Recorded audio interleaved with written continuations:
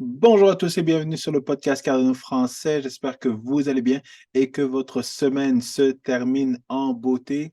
Alors, vous le voyez aujourd'hui, tout est dans le rouge et j'ai le sourire parce que c'est dans le rouge que je commence justement à acheter et que mes positions commencent à passer au niveau du trading et tout ça.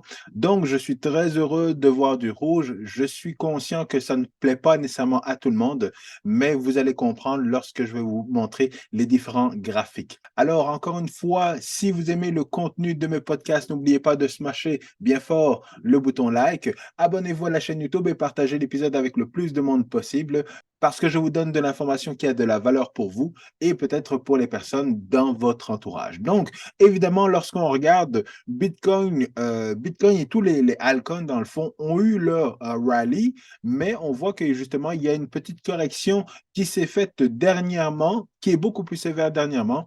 Et bien entendu, c'est justement l'opportunité de remplir encore une fois vos différents bacs de Bitcoin, Ethereum, Cardano et ainsi de suite. Donc, quand on va voir rapidement les graphiques, mais avant d'aller voir le graphique, justement, je vous disais que je n'étais pas très heureux dans les dernières semaines parce que l'indicateur était pas extreme grid, mais était pas mal dans le grid. On le voit, la semaine dernière, on était à 68. Mais là, justement, on voit que justement tout le monde s'est calmé un petit peu avec la chute qu'il y a eu et là on redevient neutre et c'est là que je commence à un petit peu racheter, mais je vais attendre également que ça retombe justement dans le fear et je ne pense pas que ça va aller jusqu'au extreme fear, mais si on redescend encore un petit peu plus vers la gauche, je serai encore plus heureux parce que lorsqu'on regarde rapidement le diagramme de Bitcoin, on voit que justement on était sorti de ce channel qui était montant. Et justement, on voit qu'on est redescendu justement à 27 000. Donc, 27 000, c'est beaucoup moins que ce qu'on avait pensé. Certaines personnes prévoyaient justement qu'on retombe justement aux alentours entre 25 et 24 000. Mais on voit que justement, on a encore assez de support et pas mal de support avant de redescendre beaucoup plus bas. Maintenant, je pense que c'est pas mal temporaire que on redescende à ce niveau-là. Mais l'important, encore une fois, c'est qu'on ait des bas de plus en plus hauts et des hauts de plus en plus hauts également. Donc là, le haut était de plus en plus haut, de plus en plus haut, de plus en plus haut. Donc maintenant, on voit que le bas qu'on a eu ici, on peut le compter ici. Le bas qu'on a eu ici, c'est une stabilisation. Maintenant, si on redescend et qu'on remonte rapidement, à ce moment-là, ben, ça va compter pour un bas qui sera dans les mêmes sections à peu près. Mais je ne pense pas que ça devrait être très, très inquiétant parce que, encore une fois, au niveau de la macro et ce qui s'est passé cette semaine devrait être encore très bullish. Donc, il suffit qu'il y ait quelques gens une cascade de liquidation qui arrive pour redescendre et puis se restabiliser tranquillement sans trop d'inquiétude.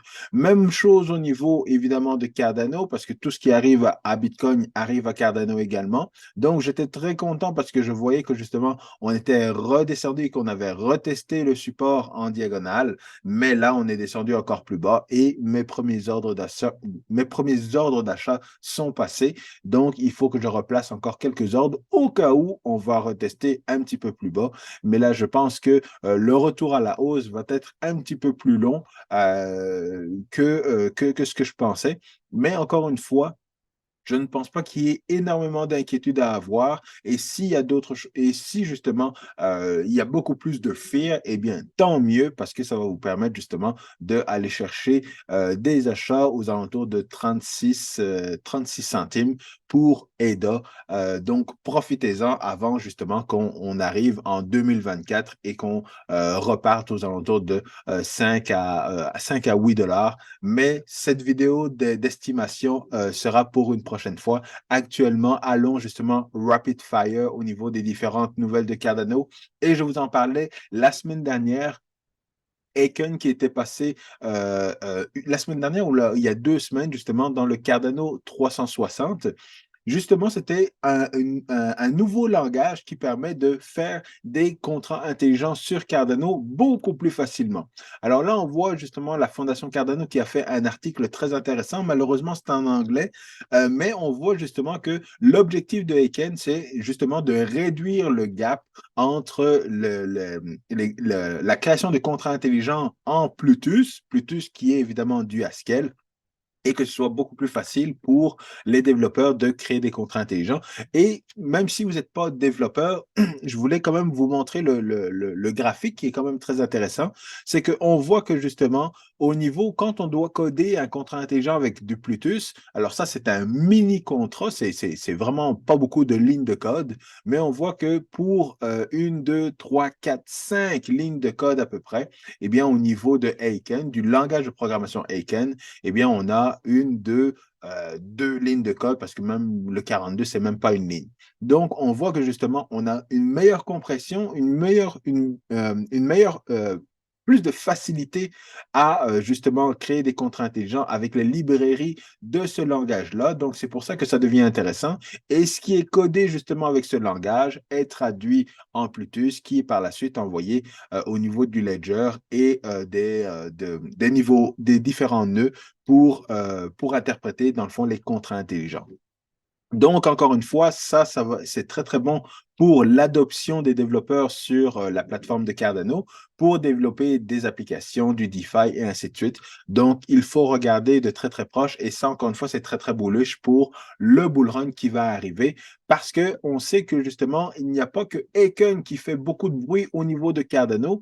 Il y a également Sébastien Guimau qui est justement l'un des CEO, pas l'un des CEO, mais l'un des fondateurs de DC Spark. Donc, Sébastien était justement au Nikkei Live. Alors, Nikkei Live, c'est l'équivalent un peu de CNBC aux États-Unis, où on parle justement de toutes les technologies, de toutes les firmes qui travaillent au niveau des technologies. Et donc, il était là justement pour parler de Layer 2 au niveau des différents produits blockchain, mais du Layer 2 ou les deuxièmes niveaux sur la blockchain, surtout justement pour le Web 3.0.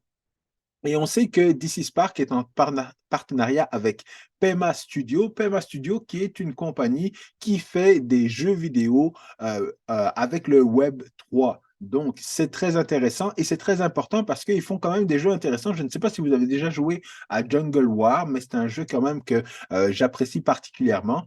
Et il y a beaucoup de choses. C'est une compagnie qui, on le voit justement, a des partenariats, notamment avec Microsoft. Donc, c'est pour ça que ce partenariat entre DC Sparks et PEMA est un partenariat très gagnant, surtout en Asie, surtout au Japon, justement, parce que, encore une fois, le monde du jeu vidéo au Japon et en Asie de manière générale, eh bien, ça vaut plusieurs milliards de dollars. Donc, si ils sont en mesure d'utiliser les produits de DC Spark comme, justement, Milkomeda et évidemment, par là, la plateforme de Cardano, avec justement du code assez simplifié de Aiken pour pouvoir justement faire des contrats intelligents, faire du Web 3.0, faire des NFT et justement de la réalité virtuelle dans la metaverse et des choses comme ça. Eh bien, évidemment, c'est sûr et certain que c'est très intéressant et très important de construire cet écosystème-là avant que le prochain bull run n'arrive. Donc, il n'y a pas seulement ça dans Cardano. Cette semaine, au niveau de Cardano, au niveau du développement de Cardano, bien, on voit les chiffres. Il y a encore beaucoup d'avancements. On voit que par rapport à la semaine dernière, ben, il y a toujours de l'amélioration, mais évidemment, il faut prendre ça avec des bémols parce que Cardano ou alors IOHK ne dira jamais, ben oui, finalement, on a moins de contrats intelligents ou on a moins de tokens sur notre blockchain. Mais on peut quand même prendre les chiffres et les analyser. Donc, on voit que justement, en termes de projets lancés sur la blockchain Cardano, eh bien, il y en a eu 124 à peu près, mais il y a plus de 1200 projets qui sont en train de se développer et qui sont déjà certains en production au niveau de la blockchain Cardano. Donc, 1200 projets, c'est pas rien, c'est quand même beaucoup de projets, sachant qu'encore une fois, qu'il n'y a pas si longtemps que ça que les contrats intelligents sont disponibles sur la blockchain Cardano. Alors, 8 millions de native tokens et évidemment 7000 contrats intelligents et encore le nombre de contrats intelligents risque de grossir avec justement le langage de programmation Aiken. Alors, sinon, au niveau justement du développement, eh bien, on a justement le networking de Cardano, donc l'équipe de networking qui continue de travailler justement sur Ouroboros Genesis pour améliorer justement le protocole de Cardano. Il y a également au niveau du wallet. Donc, au niveau du wallet, je vous en parlais la semaine dernière avec Lace qui a sorti justement, avec IOHK qui a sorti le Light Wallet Lace. Et de ce côté-là, eh bien, ils sont en train de mettre à jour, de cleaner le code. Donc, faire en sorte de faire du refactoring, s'assurer que le code est bien concis, faire un petit peu le ménage. Et généralement, lorsqu'on fait ça en informatique ou en programmation, eh bien, ça permet d'avoir une meilleure performance au niveau du wallet. Donc, Charles l'a dit, une fois que l'ACE est sorti, à chaque 3 semaines ou à chaque itération, eh bien, on va avoir des nouveautés au niveau du wallet de l'ACE. Mais avant d'ajouter des nouveautés, évidemment, il faut s'assurer que le code est assez stable et qui, justement, il est assez clean ou assez propre ou assez lisible pour continuer, justement, à rajouter des nouvelles fonctionnalités.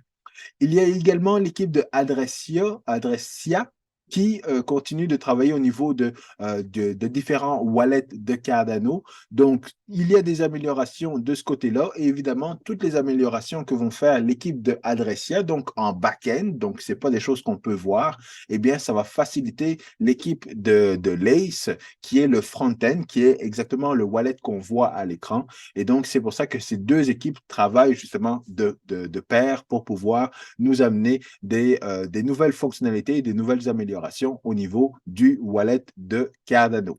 Alors, au niveau des contrats intelligents, eh bien, on en parle énormément cette fois-ci parce qu'on voit que justement, l'équipe de Plutus est en train de mettre à jour également leur code de leur côté pour pouvoir diminuer le coût de l'exécution des contrats intelligents, pouvoir améliorer également la performance et l'utilisation justement du langage Plutus pour créer des contrats intelligents. Donc, on voit que l'équipe travaille énormément et encore une fois, il travaille de pair justement avec Aiken pour s'assurer qu'il y a une compatibilité entre justement la prochaine version de Plutus, la version de Plutus qui est la version 3 et encore une fois, le langage de programmation Aiken. Et au niveau de Marlowe également, Charles nous en a parlé un petit peu, mais il a des bonnes idées au niveau de Marlowe parce qu'il aimerait justement que Marlowe soit intégré à l'intelligence artificielle pour créer des contrats intelligents dans le domaine financier beaucoup plus facilement via l'intelligence artificielle.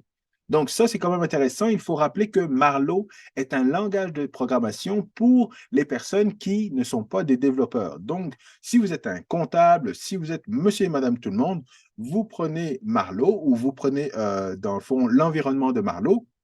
Vous avez différents blocs et vous imbriquez les blocs pour faire des contrats intelligents qui vont permettre, dans le fond, de valider si une transaction arrive ou si une condition arrive, bien comment le contrat intelligent doit s'exécuter. Et vous n'avez pas, encore une fois, besoin d'être un développeur et d'avoir un background de programmeur pour pouvoir créer ce genre de contrat intelligent. J'ai déjà fait plusieurs formations sur Marlowe et les gens, ça devient très instinctif dans le fond de comprendre c'est quoi une blockchain, c'est quoi un contrat intelligent, surtout justement quand on a des produits et des outils comme Marlowe. Mais justement, intégrer à l'intelligence artificielle de ChatGPT à Marlowe serait quelque chose de très puissant, justement, parce qu'encore une fois, ChatGPT va évoluer et il y a évidemment des théories du complot qui disent que l'intelligence artificielle va remplacer les développeurs. Évidemment, il faut mettre ça entre guillemets, mais si ça permet d'aider justement les développeurs et les personnes qui ne sont pas des programmeurs à créer des contrats intelligents pour des domaines bien précis, eh bien, à ce moment-là, ça, ce serait vraiment intéressant. Et je sais que justement, c'est quelque chose qu'ils veulent mettre en place. Il en a parlé lors d'un EMA. Donc, on attend d'avoir plus de nouvelles là-dessus.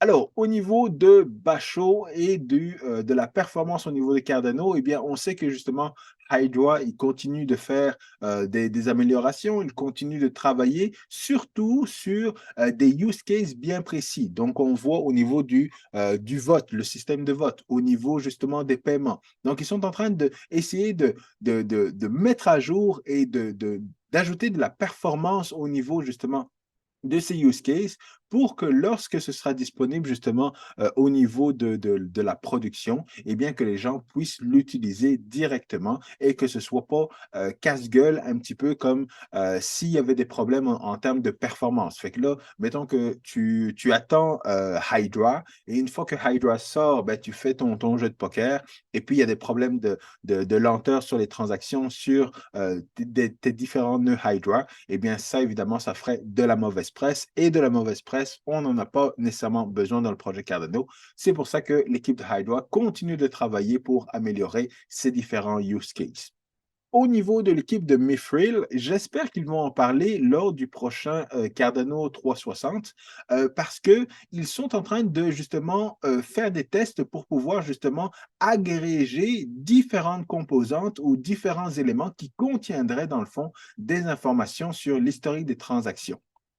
Donc, on sait que Mithril, dans le fond, c'est une technologie qui va permettre aux différents wallets de ne pas contenir la totalité justement de la blockchain Cardano, mais juste pouvoir valider que une transaction qui a lieu maintenant, eh bien, est une transaction valide parce que l'historique de la chaîne de blocs justement confirme que l'actif, le EDA par exemple, peuvent être transférés d'un wallet à l'autre. Et pour ça, ben, on a besoin justement de certificats, on a besoin de services qui sont en mesure de dire ben, toutes les transactions à partir de ce point d'entrée-là sont des vraies transactions, mais il peut y avoir différents points d'entrée. Donc, l'agrégation de ces points d'entrée-là, c'est ce sur quoi l'équipe justement de Mithril est en train de travailler. Et justement, ils sont en train de créer des nouveaux services qui vont agréger qui vont permettre d'agréger et certifier dans le fond que justement ces différents points d'entrée eh bien, connectent bien les uns avec les autres pour justement avoir une meilleure sécurité et avoir de la performance sur la blockchain Cardano. Donc, encore une fois, j'espère qu'on va avoir plus de détails, des petits graphiques, ce serait bien également, mais on attend d'avoir plus d'informations par rapport à Mithril.